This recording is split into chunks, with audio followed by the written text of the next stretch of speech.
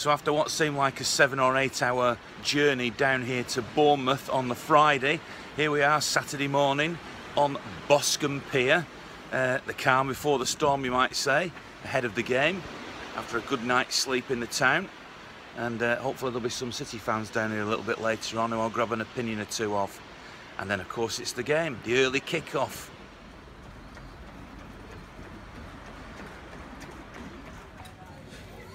What a lovely sunny day then in Boscombe. Bournemouth and Boscombe Athletic, that's what they used to be called. Here's a couple of City fans with the old brother shirt there and the capper. What do you think then? What do you think of the season so far? Yeah, I think it's not too bad. Could have, obviously, if we would have kept 11 men on the pitch against Everton, that would have helped. But like I mentioned before, you know, every season we seem to get off to a flying start and end up sort of having a terrible sort of December, January time. So maybe it's, you know, maybe not getting off to the best to start, a perfect start. Coming strong into Christmas time might actually do as well. Like Chelsea last year, you know, they didn't get off to the greatest of starts. So yeah, can't, you know, early days in it, 2 games in, can't really say too much just yet. With what he's brought in the summer, hopefully, especially with the width and the youth down the flanks, we'll do all right. Because the truth is, we're still trying to play even these first 2 games down the middle. And if you're putting 10 men behind the ball, it's only going to end in one thing really. It's just a battle all the way through. So from Boscombe Pier, we're now near the ground, and some City fans chilling in the sun. Looks like a nice spot, this. Yeah, it's lovely. What team's out in 5 minutes? What team are you hoping for? One that wins.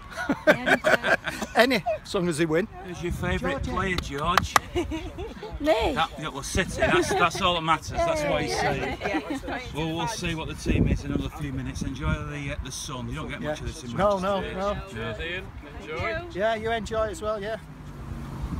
Well, there's a face that's very well known among City fans who travel to all the games.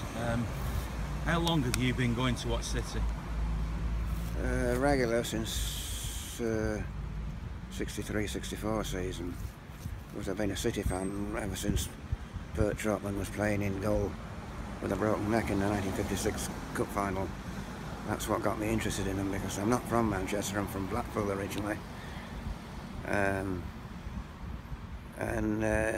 His neck was broken and he didn't know for 3 days that it was broken. And if anyone had slapped him on the back, it would have killed him. Absolutely. So he was very lucky to, you know, that it could have been worse, you know. You don't hide your colours, do you? Oh, take my religion very seriously. The only thing read in our house is newspapers. You know, I'm funny like that. Another thing I'm funny about, I won't wear any City shirt with Etihad on it.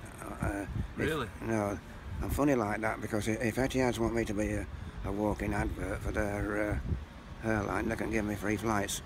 Then I'll think about it. I've always been funny about that ever since sponsorship first came in. I think it was 1983. You know. You've got practically everything you could have there, haven't you? Socks. I wear old socks because one's white and one's black. You know, so that I'm not racist. Football should be played at 3 o'clock on a Saturday afternoon. I don't mind the occasional Sunday games, but when they start bloody Friday night and Monday nights and that, it's all to do with TV. Brian Clough said 25 years ago that television would ruin English football, and he's been proved right. Yeah. I can see the whole shebang going tits up before long. Something's got to give. It can't go on the way it is, you know. I could be wrong, but I can't see how it can carry on like it is. It was 4-0 last time I come down here. I forget how they did last season, but 4-0 when I came down the season before.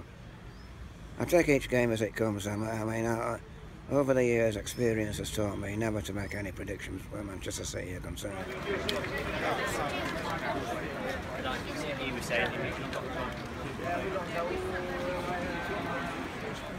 So here are some Bournemouth fans. Let's get the opposition view. I mean, what's your view on City? What's your view on today? I think they need to spend some more money on some decent players.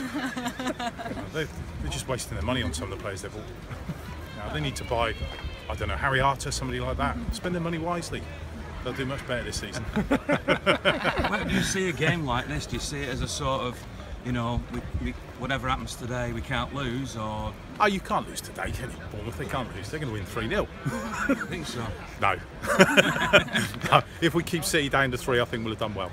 Yeah, I like seeing the big clubs down here.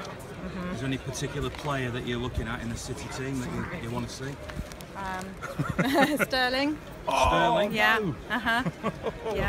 Yeah. Well, I can tell you he's in the starting lineup, so you're all right on that. What about you, sir? I mean, you've obviously no insult meant, but you watched a few games down the years. I've watched a few games, but it's nice to see these big teams come down, and the friendly supporters that they bring with them.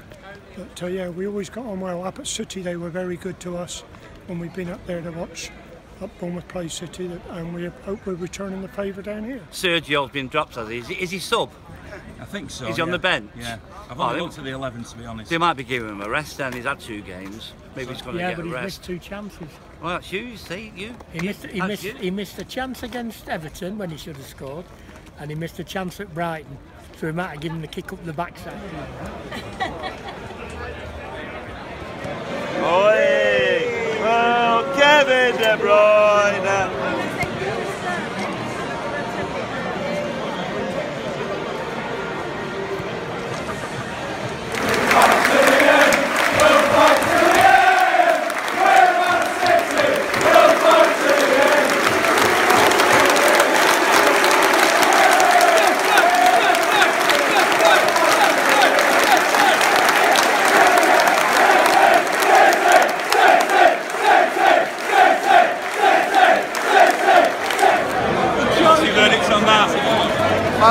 Well-deserved win, possession football again. I think we struggled at times to break them down, but the end of the 2-1 result was about fair, I think. Thought Mike Dean spoiled the game basically from the first minute. Their keeper wasting time for the first minute. That's not what the Premiership's about. You know, it's about attacking flowing football. But yes, they've got to put men behind the ball with the strike force we've got. But spoiling it from the first minute, Mike Dean not helping. Should your mate Sergio have started? Yeah, in my opinion, I'd have played Jesus and Sergio to start with. I'd have done that, and I'd have want to made a change from the team that drew at Everton. Maybe, obviously, Mendy in for Walker, and that'd have been it for me. What an awful performance by the referee. People could have been injured there, and he did nothing about it. I'm glad we won. It was justice. What are you blaming him for then? What are you having a vote for? There was some really hard tackles on his feet, or didn't give us. As soon as we pushed anyone, he was stopping the game, get yellow card. I just thought he had a very poor performance.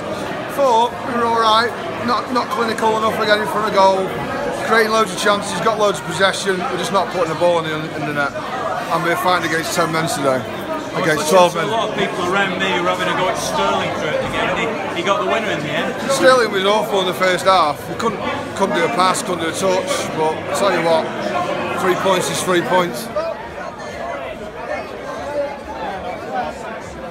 Tell us what you thought of that then. Left it late. That's all you got to say, is it? Yeah. So what did Dave Wallace think of that then? Oh, we got out of jail, didn't we? And they certainly know how to put us through it, don't they? I thought he picked the wrong team again for the 3rd time in a row. But we battled our way through and we got there in the end. Mike Dean used to be a good referee, but he's past it now, isn't he? What was wrong with the team selection there? Well, he dropped Aguero for a start, didn't he? You know, in a game like this. We were okay in defence. Leroy Sané on the wing is a great player. He's no good playing full-back like he had him on Monday, and we've been doing well with him in the team these last few games of last season. So I thought that was wrong. I thought Sterling instead of Aguero was wrong, and we paid the price for it for a long time. What's the latest edition? I think we've got to get to grips with the first 20 minutes because we're losing games in the first 20 minutes because we're not closing them down. But they did fight for it, and full credit to them, they kept going, and we got 3 points. If that hadn't ended in a victory, would you have felt differently? Slightly, because I think they've got to learn to break teams down like this, and if they don't, we're not going to win the league. You know, we can't deal with teams that are playing 5 across the back we're supposed to have all this talent, and yet we don't seem to do it. We don't have a plan B, I don't think. It's just always the same. So, can I just say, Ian, that we don't have a plan B. Most teams have a plan B, which is crossing the ball to a centre forward who heads it in the net. We don't play that. We don't have a plan B. We can dribble up to the penalty area, then have a bit of a shot or a muff or whatever. But we don't have a plan B. Most of the teams you see, no matter what position they are in this Premier League, have crosses and headers into goals. Well, the positive way of looking at that is that City won. I think they got out of jail a little bit with that last-minute winner. Not to say that I wasn't relieved, but I was listening to a lot of City fans around me who, up until the point that the ball hit the back of the net with Raheem Sterling's deflected shot, had not been saying nice things about Raheem Sterling. But overall, City had the good moments, the bad moments. I thought the last part of the first half, City were excellent. I thought the two Silvers played really well. But I thought there were moments too where defensively they looked a little uncertain. I thought Mendy grew in the game. I thought he got better and better as the match went along and looked really, really good at the end. Some of his crosses were excellent. And I think overall City probably just about deserved the win. I know a lot of people will criticise the referee in the grand shape of things, but the big question really is that it should have been more convincing against a team like Bournemouth, I can't help thinking. But onwards and upwards, they won the game, that's the main thing. City win at Bournemouth by 2 goals to 1.